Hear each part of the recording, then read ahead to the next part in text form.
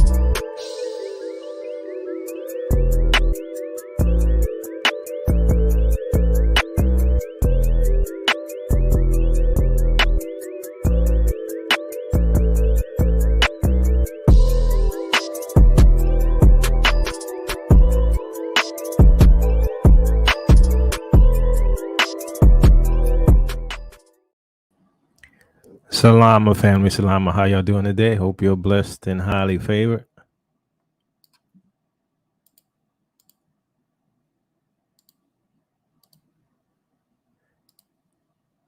So if you want to support this ministry, one of the ways you can do it is you can go over here to giftgivingforall.com. Get your mug. But here's some of the best sellers. Peace and blessings, Israel. Your captivity is ending. You know you want that one. Y'all know you want that one.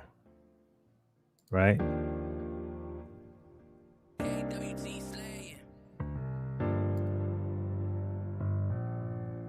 400 years ain't no 400 years. Y'all know there's a 400 years, but the urban apologists don't believe there's a 400-year prophecy. Dry bones.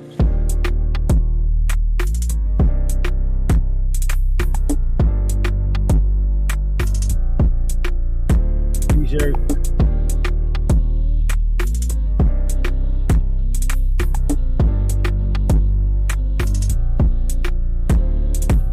Hoodies.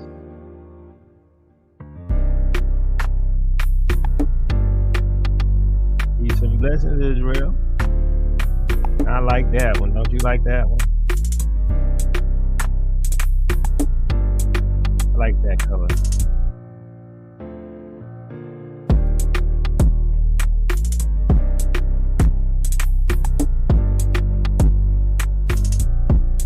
Get your mugs if you ain't got it.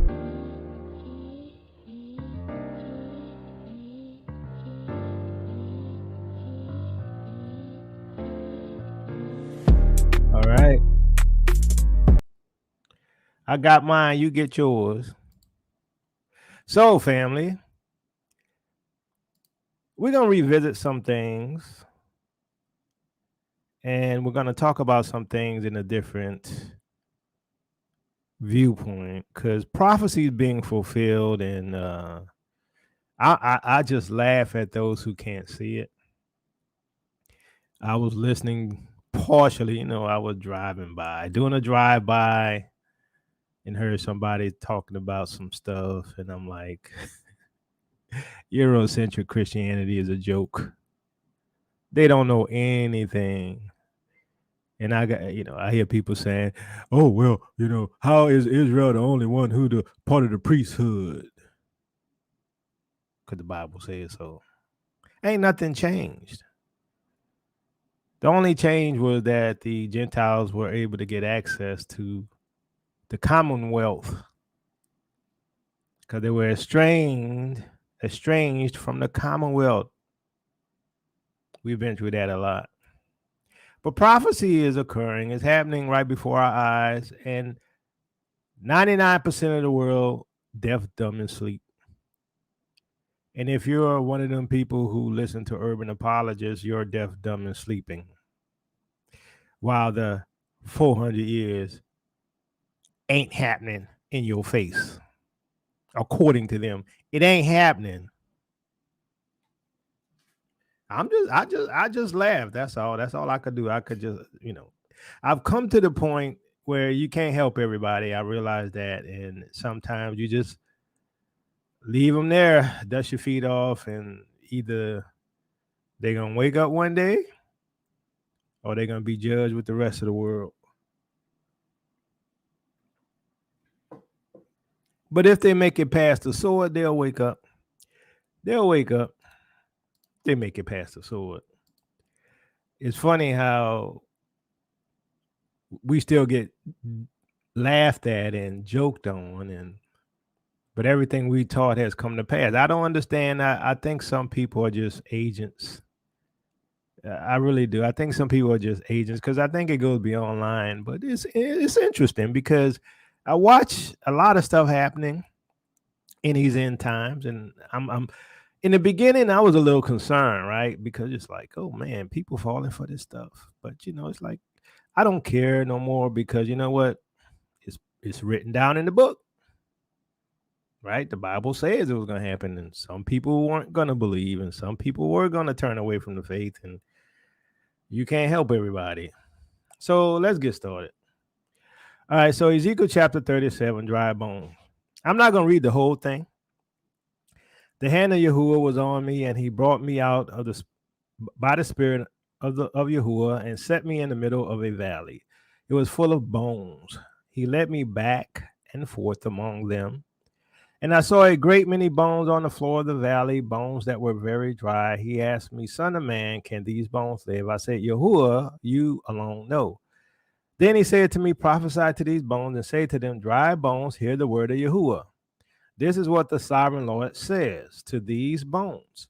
I will make breath enter you, and you will come to life. I will attach tendons to you and make flesh come upon you and cover you with skin. I will put breath in you, and you will come to life. Then you will know that I am Yahuwah. So I prophesied as I was commanded, and as I was prophesying, there was a noise, a rattling sound, and the bones came together, bone to bone. I looked, and tendons and flesh appeared on them, and skin covered them, but there was no breath in them. Then he said to me, prophesy to the breath, prophesy, son of man, and say to it, this is what Yahuwah says, come, come breath from the four winds, and breathe into these slain, that they may live. So I prophesied as he commanded me, and breath entered them. They came to life and stood on their feet, a vast army. Now, back to verse 7. And here it says, and the bones came together, bone to bone. Now, we all know, because we've been through these scriptures a whole bunch of times, that, according to Ezekiel chapter 37, this is the whole house of Israel. That's Bible. If you haven't read it, go read it. It's here, right? We're just not going to go through everything because we got stuff we got to talk about. So it says, and bones came together, bone to bone. Now, since we understand that bones represent that, Israel was dead, right? Because the Bible says in Ezekiel 37 that this is the whole house of Israel. They were dead, right? They were scattered amongst the nations, all that stuff. That's what it says. If you don't believe me, go read it. All right. So they stand upon their feet, a vast army.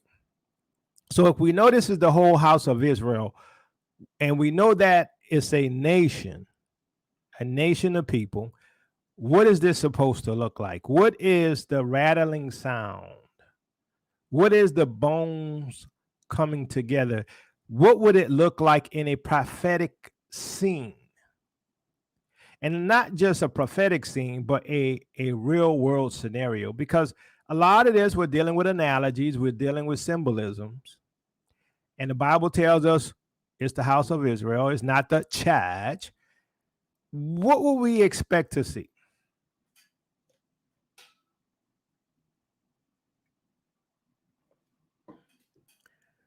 So flesh came upon it, skin, right? Bones came together, tendons. Now, before all of that, it started making some noise. Now, I've talked about this before. My opinion is the noise is the fact that Israel is saying, look, we're not, we're the people. That's one of it, one of the noise. We're the people. We're Yah's chosen, right? The other noise, in my opinion, it's my opinion, eat the meat, spit out the bones. The other noise is we're not dealing with you Gentiles no more. We don't want the colonizers on the continent. And all of these scriptures tie back together. It ties back together. Zechariah chapter 1 deals with the 4 carpenters and all these type of things, right? And 4 carpenters coming to deal with the horns who scattered Israel, right? And we talk about the colonizers. So what do we expect to see? What would we expect? Because, you know, Eurocentric Christianity has their own interpretation of the last days, which fits none of the prophecies in the Old Testament. If you notice, most of Eurocentric Christianity only stay within the book of Revelation. They don't deal with none of the prophets in the Old Testament, which has most of the prophecies concerning the rise of Israel, right? The scattered, those who went into captivity. Now, according to Ezekiel chapter 37, the bones came together. The bones came together, bone to bone, tendons, flesh. Now, if we take the analogy and the symbolisms and put it into a real world scenario, what would we expect? Well, bones coming together, first thing we would expect with bones coming together is solidarity, right? Solidarity is unity or agreement or feeling or action, especially among individuals with a common interest, mutual support within a group. Bones coming together, right? We would think about solidarity. Coming together, join or meet. The place where 2 rivers come together to form a group. So we would expect solidarity, and we would expect people to come together, what? To form a group, right? If we take the symbolism and put it into real world scenarios, and we know that we're dealing with the nation of Israel. De la région de l'Est, nous sommes sortis pour manifester notre solidarité africaine.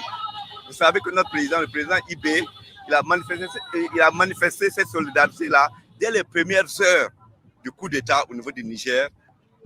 Les 2 peuples, nous sommes frères, ni les frontières tracées par la France qui nous a séparés, nous sommes 2 frères.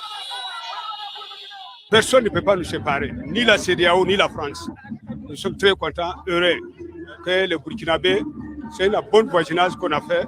Et vraiment, nous sommes très heureux aujourd'hui. Le capitaine Ibrahim Traoré et Abdraman Tchani, ils n'ont qu'à se souder, nous libérer avec les Français. On n'aime pas la France au Niger. Nous sommes des souverains indépendants. La population. All right, so we see this unity, right? We see this solidarity. We see this coming together of our people on the continent. Now, according to the scriptures, the Most High is going to bring us back to our land where we were scattered from, right? We all know the scriptures. We know the Bible.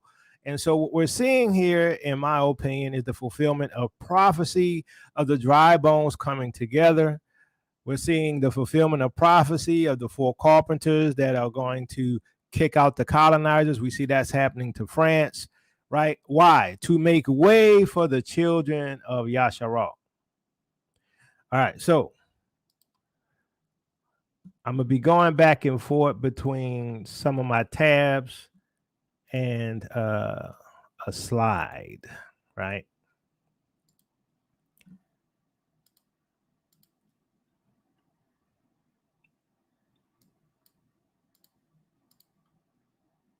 All right, the rise of African Israel.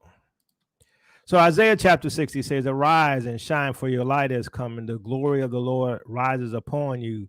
See, darkness covers the earth, and thick darkness is over the people, but the Lord rises upon you, and his glory appears over you. Nations will come to your light, and kings to the brightness of your dawn. Now, according to Isaiah 60, right, the nations are going to be drawn to our light. Now, my question is this. Are they going to be drawn to our righteousness? Maybe in the long term, but all that got to be fixed because Israel messed up. Or will they be initially drawn to our wealth? according to verse 3, nations will come to your light and kings to the brightness of your dawn, or the brightness of your rising.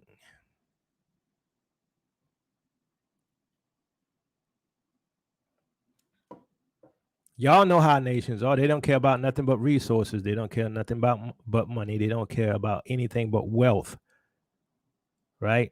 Nothing else is important to this world other than money and wealth. So the nations are going to be drawn to the money, to our wealth, to our rising, right? From being the tail to being the head. We're going from being the tail to being the head. Isaiah 60 verses 4 to 5. Lift up your eyes and look about you. All assemble and come to you. Your sons come from afar and your daughters are carried on the hip. This is what I believe is going to happen next. This is my opinion. I could be wrong. I ain't set no date and time. I think we're very close to this. Your sons come from afar and your daughters are carried on the hip. Then you will look and be radiant, and your heart will throb and swell with joy. The wealth of the seas will be brought to you. To you, the riches of the nations will come. Now, I'm going to pause it right here. To you, the riches of the nations will come. Now, we see something happening. We see bones coming to bones, flesh coming to flesh, sinews and everything. Israel is coming together in solidarity or unity, right, to form a nation again. While Zechariah chapter 1 occurs and the colonizers are being removed. And according to, and I didn't even pull this one up and I should have. According to recent articles, the Nigerian government is raising the price. They're raising the price of their, I don't know why I'm going blank, uranium. They're raising the price of their uranium from 80 cents a kilogram to $200 a kilogram. So the Nigerians are saying, look, y'all not paying us pennies no more. We want some cash. We want some money, right? So the question again, going from a symbolic view to a real world scenario, what does these prophecies look like? When they come to pass, what do we expect? Well, the wealth of the seas will be brought to you. To you, the riches of the nations will come. Now, how would you expect the riches of the nations come? Are they going to just dump money on you? Are they going to do like Pharaoh did and we just rob all of these people and take the money as we go? I mean, maybe. Or will they want to do business? Will they want to do business with Africa now?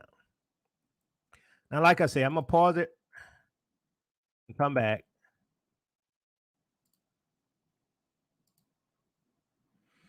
Because Africa is coming together. Africa is uniting. Solidarity as a group, unity, the bones to bones, building a nation. Now, some say the African Union. I think it's highly probable that we may end up with a different organization. I don't know. I mean, it could be the African Union, but we could end up with a different organization at some point than the African Union, right? Centered around the Burkina Faso, Mali, all of the quote unquote coup d'etat nations, forming a different union that's more geared towards securing our resources. But the nations are going to bring us their wealth. Why? Because they have to come to us for their resources, for our resources. They have to come to Africa to get the goods. Now, there's a unity happening. There's a unity happening amongst all of the African nations, even the so-called raccoonish nations. There's a unity and solidarity in terms of how they're going to deal with their resources and how they're going to sell it.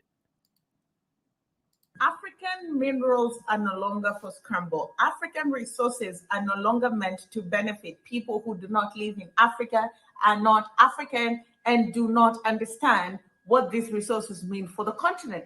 Moving forward, if you want to do business with Africans, if you want to benefit from African resources, President Cyril Ramaphosa says there are new terms of doing business. Take it or leave it, because they're partners who are willing to respect Africans when it comes to doing business with them.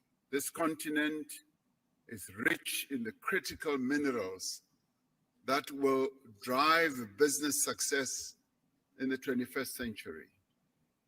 The continent has resources of lithium, vanadium, cobalt, platinum, palladium, nickel, copper, rare earth minerals, rhodium, and many others.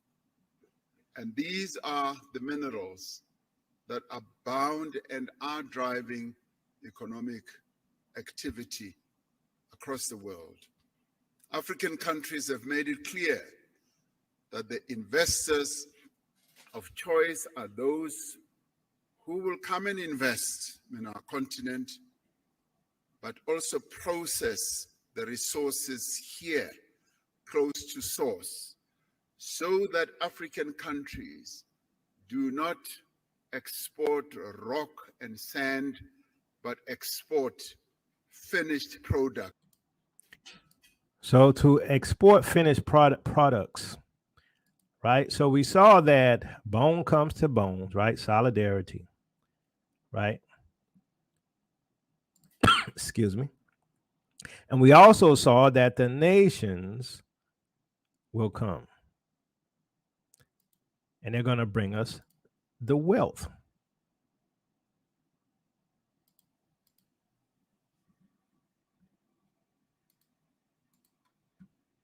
And like I say, how would we expect that in the modern days to occur, right? It's called doing business, commerce. So splendor, Isaiah 60 verse 9, surely the islands look to me. In the lead are the ships of Tarshish, bringing your children from afar. See, this is why I believe this is very close. Now, with their silver and gold, so we're going to get reparations. We're going to talk about that too. To the honor of Yahuwah our Elohim, the Holy One of Israel, for he has endowed you with splendor. He has endowed you with splendor. Now, not only are we going to come back with reparations, but how does he endow the entire nation with splendor? Is wealth. Isaiah 60 verse 10, foreigners will rebuild your walls and their kings will serve you. Though in anger I struck you, in favor I will show you compassion. So foreigners are going to do business with Africa. They're going to rebuild our walls that they tore down. They're going to give us what? Reparations, not only in terms of slavery, but also oppression and colonization, things like that. They're going to rebuild Africa. Foreigners will build our walls. In modern vocabulary, what would that be? Investment. If we were to think about today's world and society, foreigners will invest in Africa and rebuild Africa, just like they had done to Germany after World War II. They're going to do the same thing for Africa.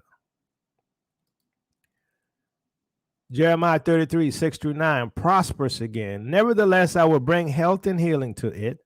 I will heal my people and will let them enjoy abundant peace and security.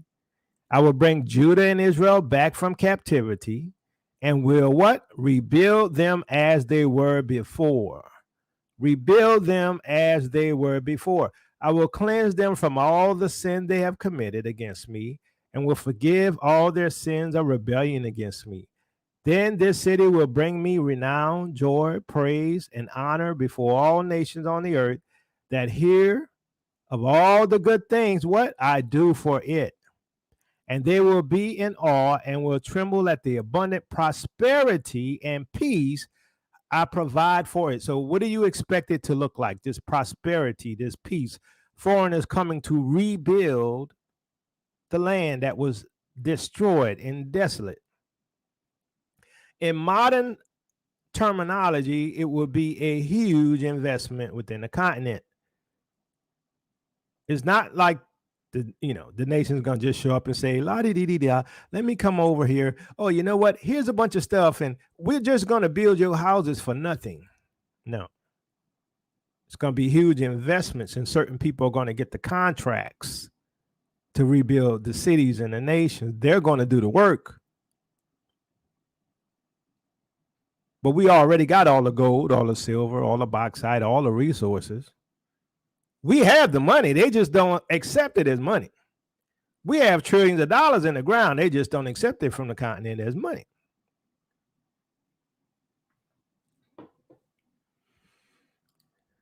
Super wealthy. Deuteronomy 30 verse 5. He will bring you to the land that belonged to your ancestors. We go home. And you will take possession of it. He will make you more prosperous and numerous than your ancestors. More money, more wealth. Can we say more money, more wealth? See, you see it happening before your eyes, but those who are blind can't see it. Those who are wicked can't see it. Those who are urban apologists can't see it. Those who are haters can't see it. It's happening right before your eyes. Everybody fighting over the resources, over the gold, over the silver, over the bauxite, over the uranium, over the cocoa, over the coffee, you name it, over the water. Everybody fighting over it, but we got control of it and we taking it back. They know they can't hold on to that. There's over what, 1.5 or something billion people on the continent. They can't take it and hold it down. Look, everybody see the little game they've been playing is now exposed to the world. Niger and Burkina Faso and Mali, all of them like, hey, we see what y'all been doing for the last 60 years or whatever and longer, right? You got these puppets in control. We making changes. Wealth. The riches of the Gentiles shall come to you. The riches of the Gentiles are going to come to you. Why? Because they need you. They need Africa. I forgot who the little Gentile guy is, and he's over there in Ghana building houses.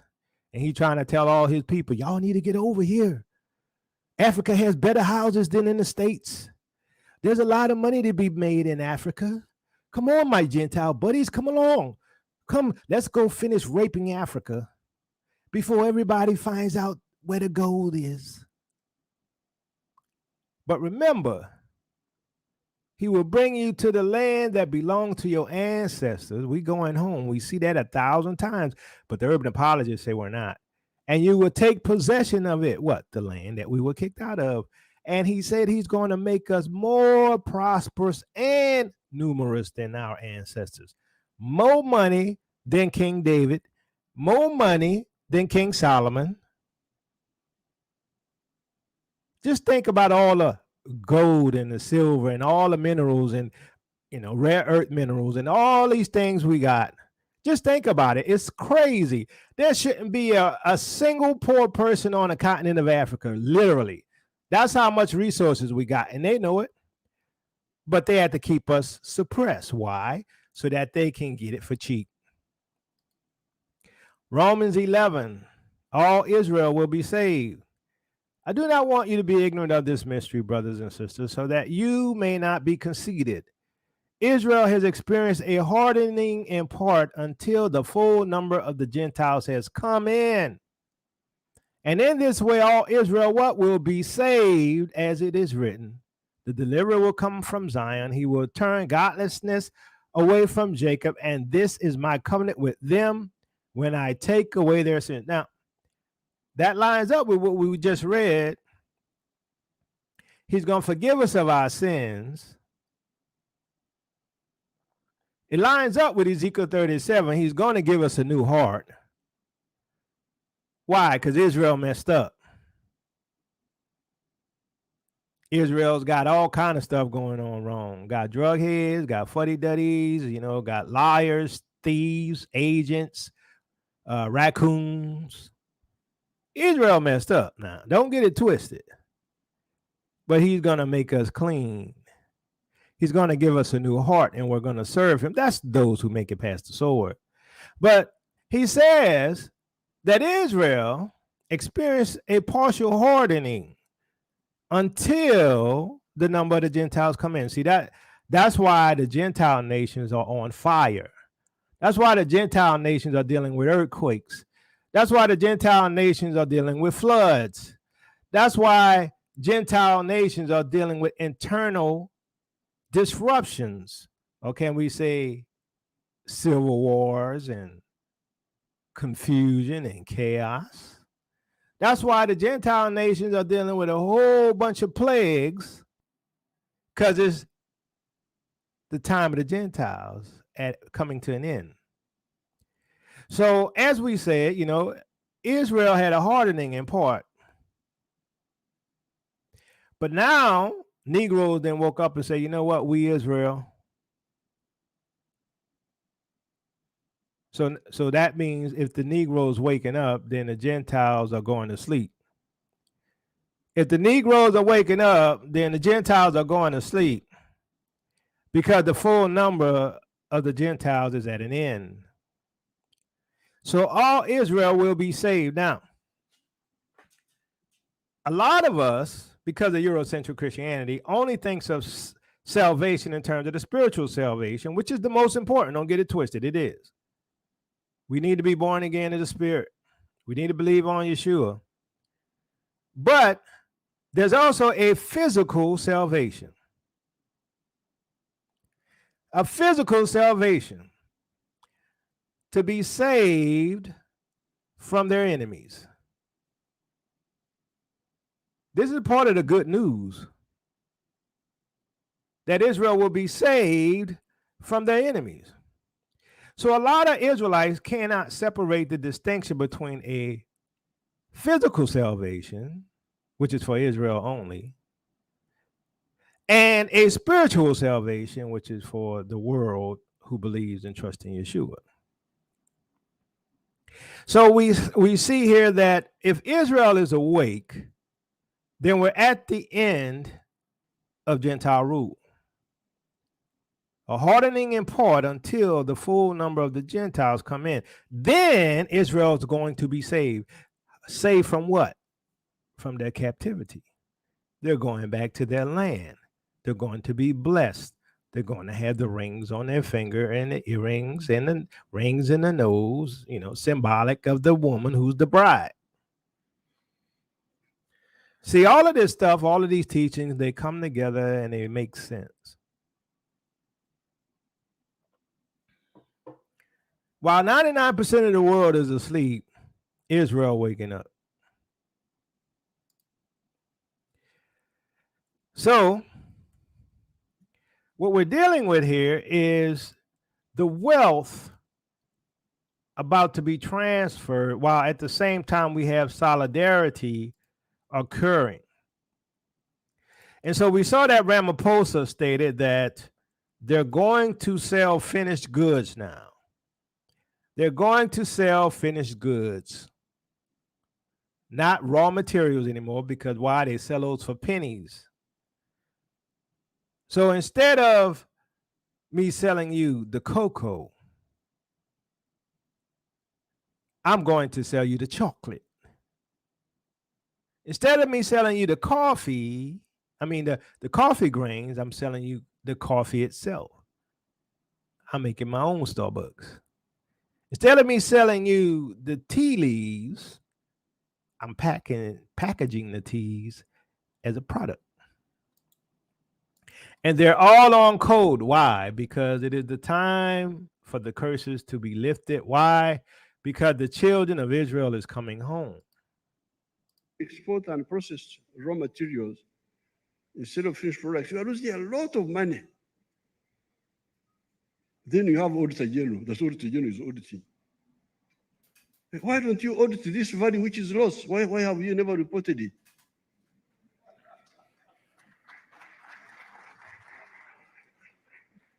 Auditor General is just reporting nothing here, nothing here. It's really so annoying. You are losing. When you export and processed coffee, you get $2.5 a kilo. That same kilo, if you add value to it a bit more, you need a bit more to get the same kilo.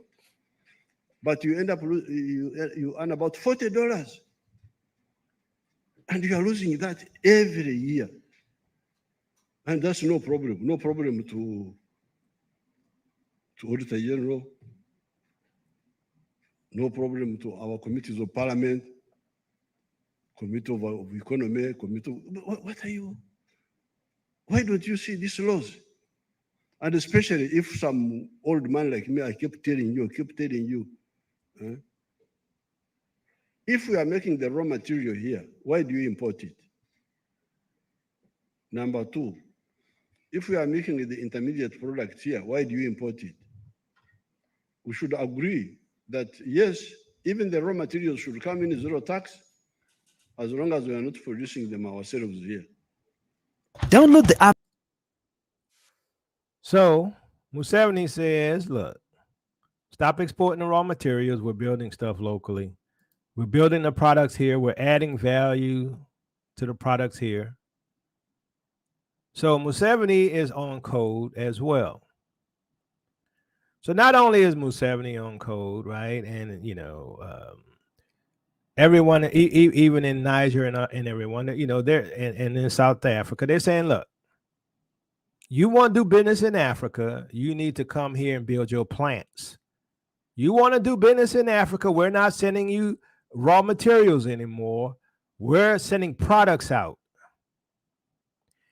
The scripture says that we're going to be wealthier than our ancestors, wealthier than King Solomon. How can that be? Well, you know, we got all the resources and we're taking control of it. Everybody is lining up. Everybody is starting to be on code. Even some of the raccoons. Ghana and Ivory Coast are the world's top cocoa producers. In fact, these two countries account for about 2/3 of the global cocoa production. And on 27th of October 2022, these two countries boycotted meetings with the World Cocoa Foundation on cocoa sustainability. The two largest cocoa producers in the world are pushing back over being shortchanged for their beans. Ghana and Ivory Coast are boycotting a major cocoa industry meeting held in Brussels this week. While the price of chocolate has increased by 6% this year, that has not been reflected in the earnings of Ivorian and Ghanaian growers who have seen the price of raw cocoa plummet over the last 3 years.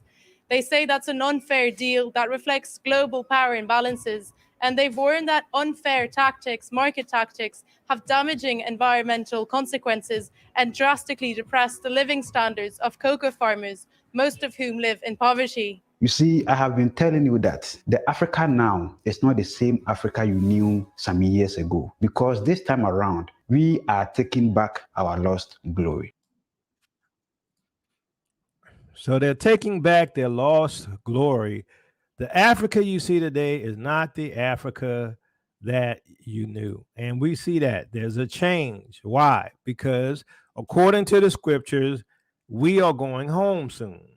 And according to the scriptures, we're going to be wealthier than our ancestors.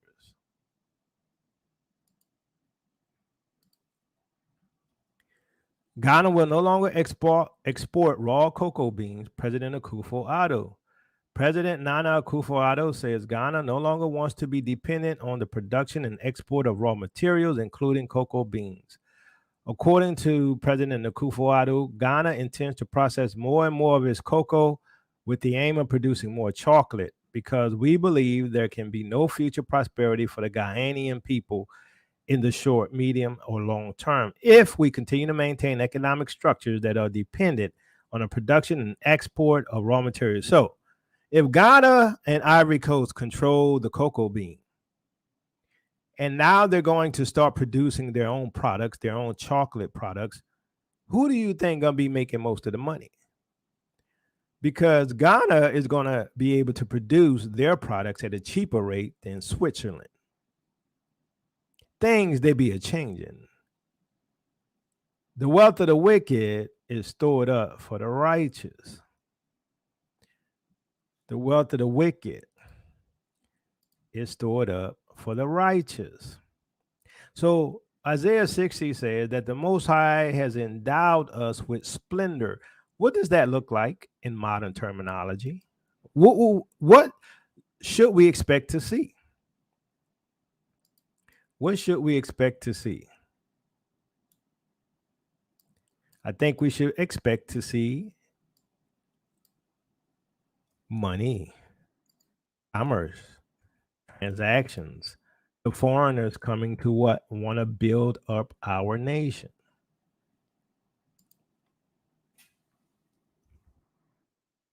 The foreigners should come up and want contracts with African nations to rebuild like they did after World War II.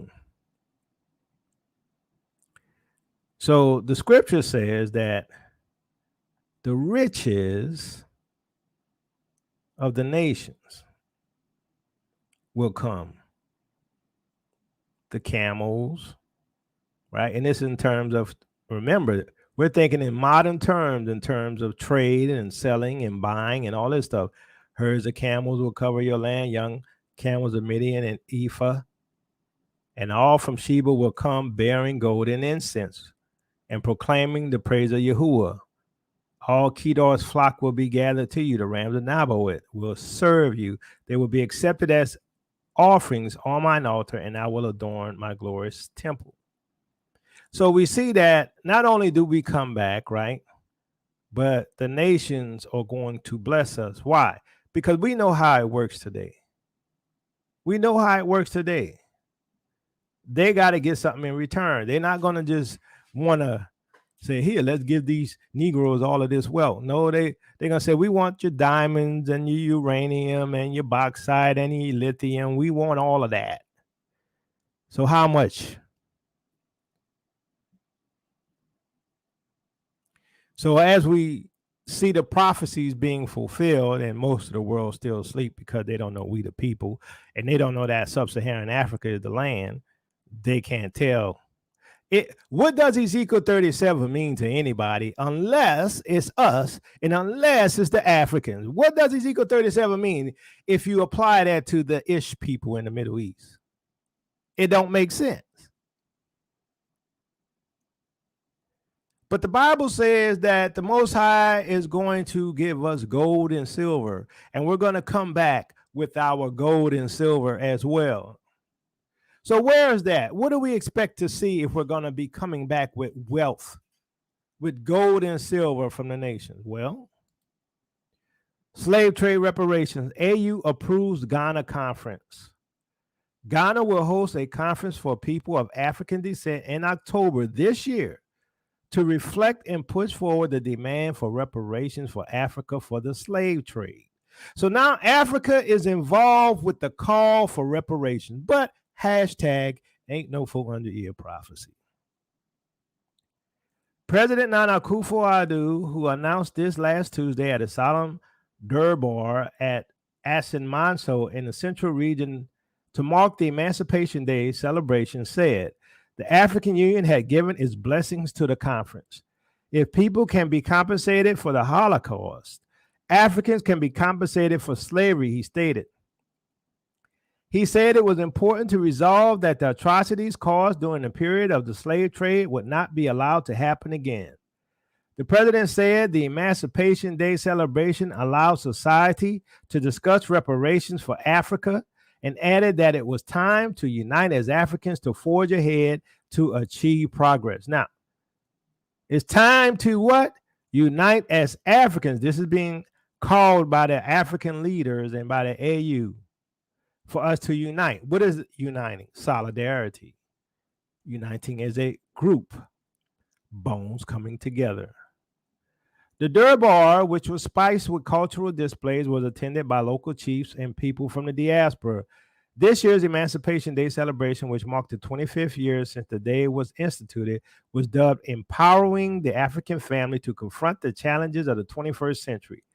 Akudo said the Emancipation Day celebration did not only allow Ghanaians and Africans to remember the many lives lost in the slave trade, but to recommit to resolve that never again would the Africans allow such an evil to be perpetrated against them.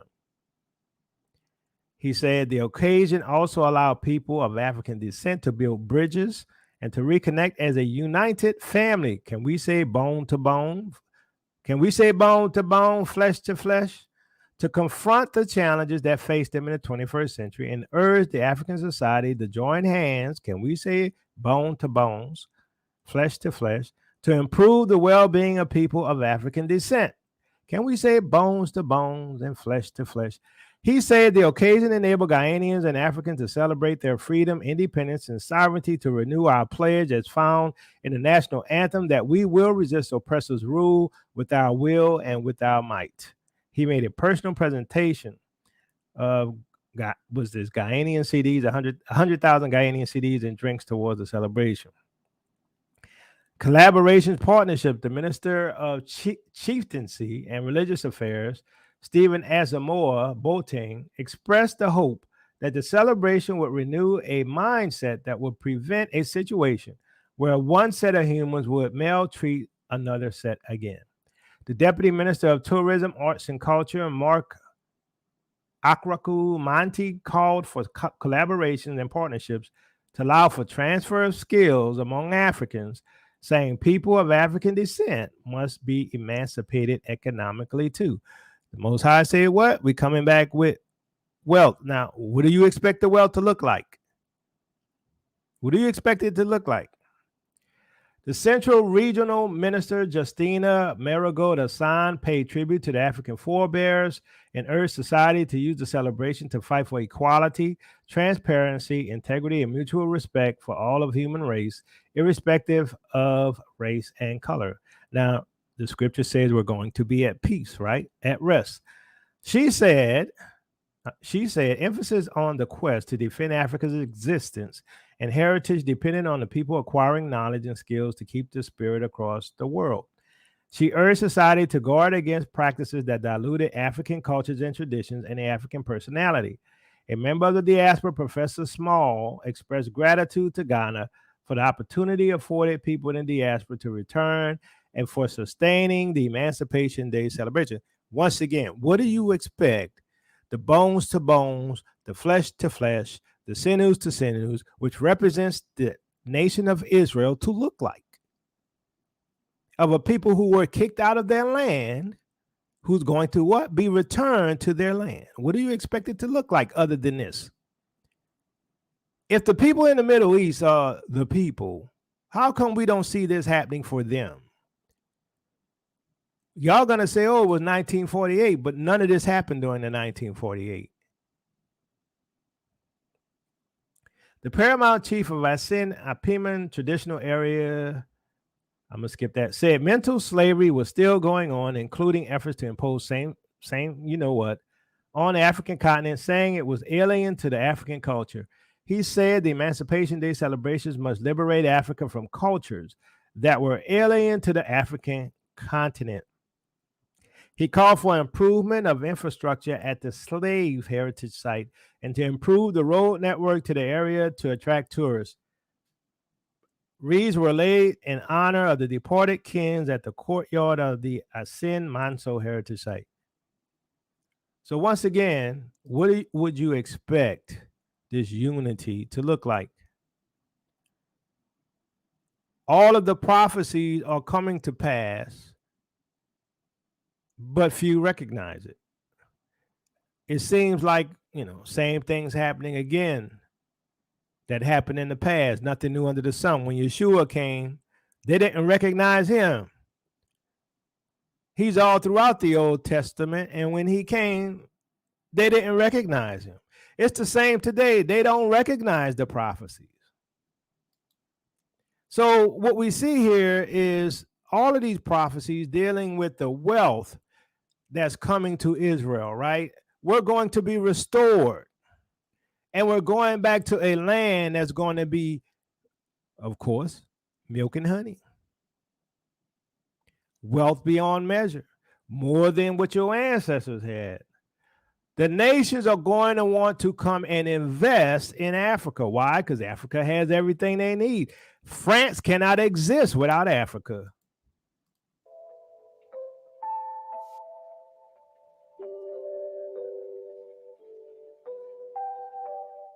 Africa's attention is turning away from deficiencies and gaps and toward possibilities, enterprises, and creativity. This is something that companies and individuals who have paid attention to the continent and invested there are well aware of. Fueled by a young population that is quickly urbanizing, Africa is not just the world's fastest growing continent, but it also has the vast majority of the world's undiscovered natural resources. Africa is a developing continent with immense economic potential, prompting economists to forecast a nominal GDP of $2.9 trillion. Africa is forecast to see a phenomenal economic boom, with a projected gross domestic output of $29 trillion by 2050.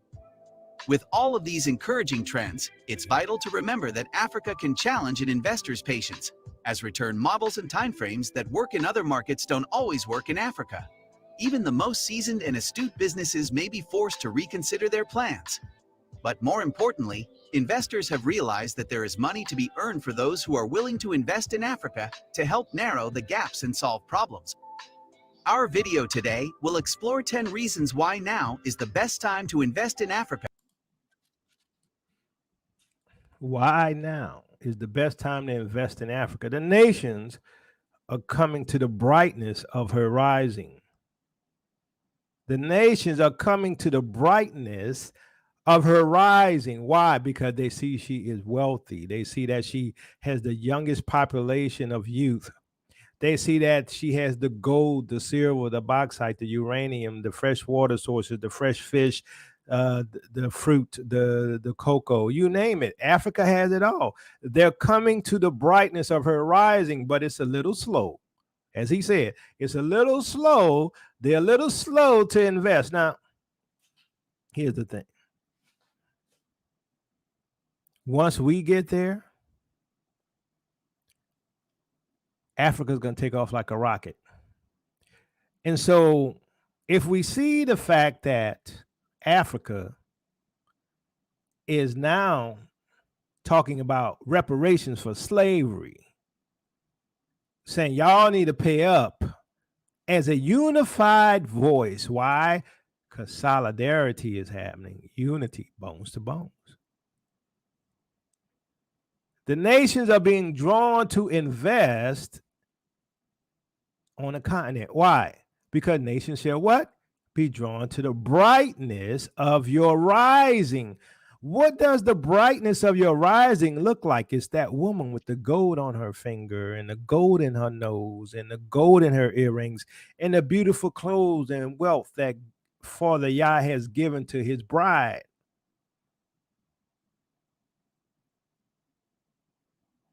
This is what's happening.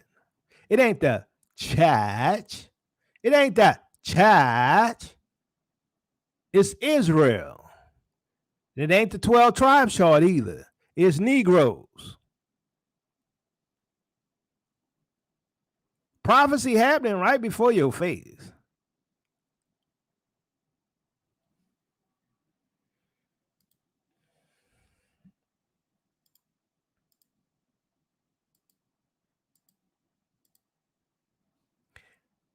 Akon says every single African American would be a millionaire if they fully invest in Africa. Now, I know some of y'all got issues with Akon, and I know I heard the rumors too and all that about the cons or whatever. I don't know about that. Point is, Africa's the place. Now, I know some of y'all don't want to go to Africa. That's your business. That's fine. I mean, if the Most High make a way for me, I'll be gone. I will at least be doing business there. I like to get myself in a position to at least do business. Hopefully the Most High allows it. But every single African American would be a millionaire. I agree with that. Why? Because we know how to do business. We know how to put value on raw materials and make them products. We were raised in a capitalist society. So as Ghana and as South Africa and as these African nations start putting out products as opposed to selling raw materials, corporations will form.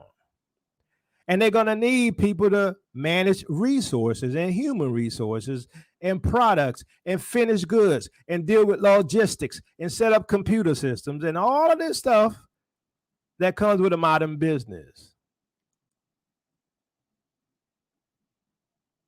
This is what you should expect if we take these prophecies and look at them with a modern lens. Some people are going to tell you, well, those prophecies occurred already. Yeah, where? When? No longer will they say the Lord lived that brought the people out of the land of Egypt, but the Lord lived that brought them from all of the places they were scattered. I haven't seen that yet. I haven't seen that yet.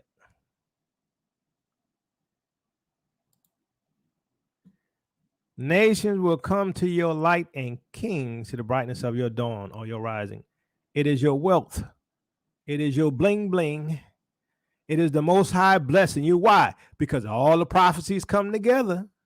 When you realize that that book was written to Israelites, you start to understand the wealth of the wicked is stored up for the righteous. Come on now.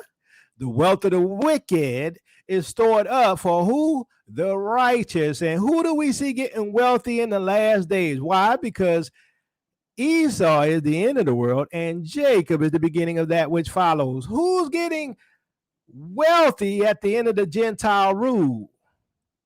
Because Israel was blinded in part until the time of the Gentiles be fulfilled.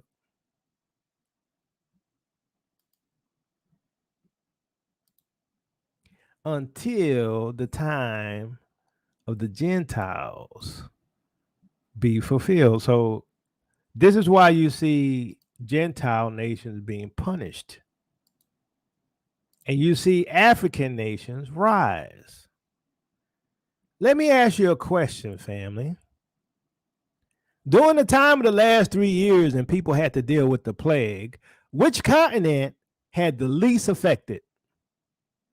Which continent had the least affected? Why? Because Gentiles are under judgment. Why? Because Israel is awakening. All the prophecies are coming to pass. Until the full number of the Gentiles has come in.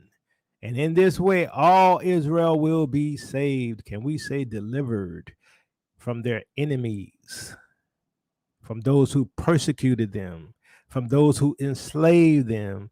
This is from Genesis to Revelation. And if you study it, you would understand that it all has to do with the redemption of Father Yah's people who went into captivity for their sins. This is from Genesis to Revelation. And when they ask, why all these sins on us, tell them because their ancestors sinned against me.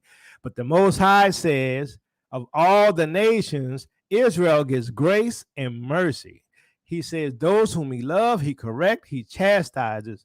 He says, if he don't chastise you, you're none of his. That's why the Gentiles can do what they do and get away what they get away with, because they're not his. And he's not dealing with them because they're not his until the full number of the Gentiles come in. So Israel was blinded in part.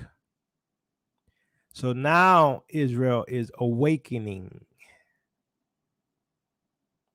Israel's heart is being softened.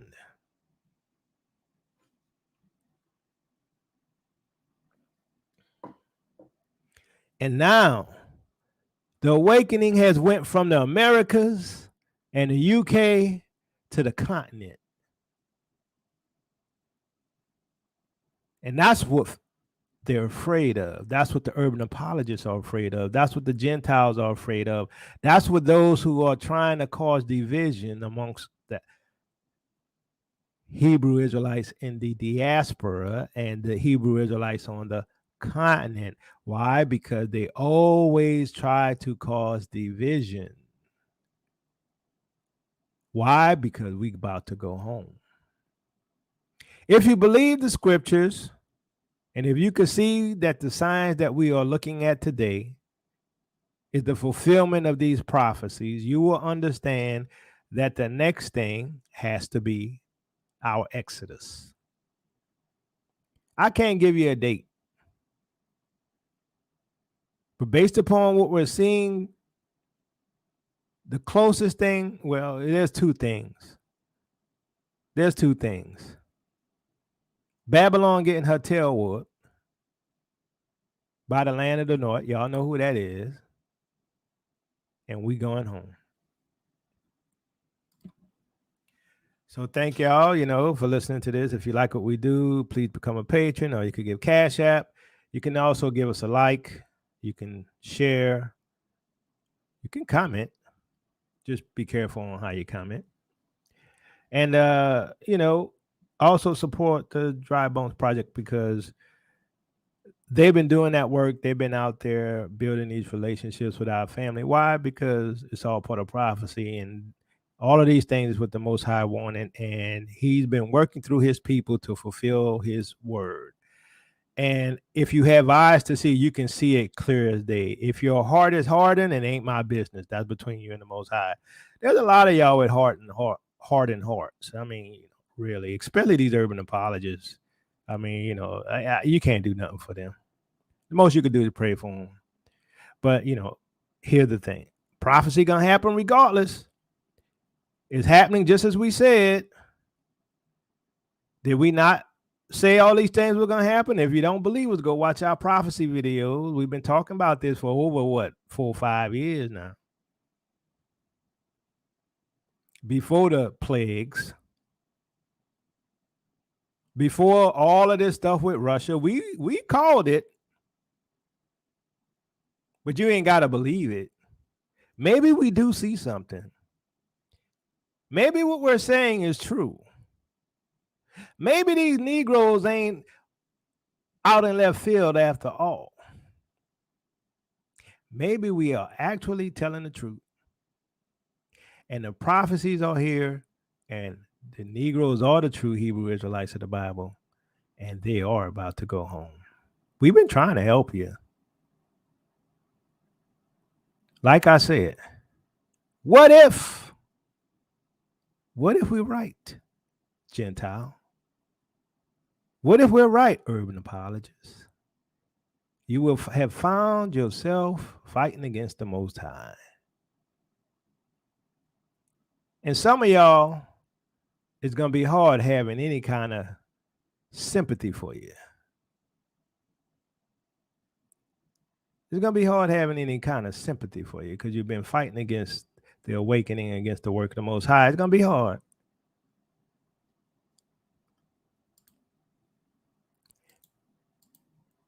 It's going to be hard. But that's all I got, family. Love y'all with the love of the Messiah. Peace and blessings, Israel. Your captivity is ending. As I said before, please share this video. Support the Dry Bones Project. And look up and lift up your head, for your redemption draweth nigh.